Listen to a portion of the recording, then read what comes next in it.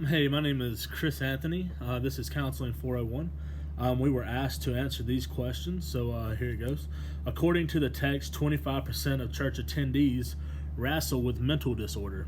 Do you see this statistic in the local church? My answer to that is yes, absolutely. Like Alan said before in his video, some of them you know their mental disorder, their underlying issue by the way that they act and the way that they talk. But some of them, they try to mask it. They try to mask their underlying issues simply because, and that's our fault as a church, because we have if we want to admit it or not, we have those people, and I'm not saying everybody, I'm not saying me, I'm not saying y'all probably, but we have these groups of people that want to have a certain type of people in their church. They don't want anybody with tattoos, long hair, if you don't dress the right way. So there's criteria, so to say, that you have to meet for some people, and that's not right. So I definitely see this statistic in our church, and I see that people try to hide it a lot of the times. What is my reaction to this? Honestly, it doesn't surprise me at all.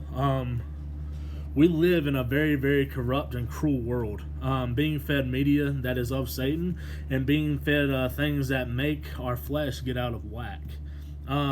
Things happen in our lives that can alter the chemical balance in our brains, and it's really a real thing. Mental disorder is a real thing, and I believe that my generation is going to be the ones that is really going to address this issue face to face. And I'm not saying that to offend anybody of the older generation by any means. I think a lot of you do really well, but for the most part, what I've seen, my experience, is the older generation really didn't confront these issues. You either had to just get over it, like rub some dirt on it and get over it, or it was a spiritual thing. You had to pray about it because you're sinning in some part of your life. That was the only two options. So it really doesn't surprise me.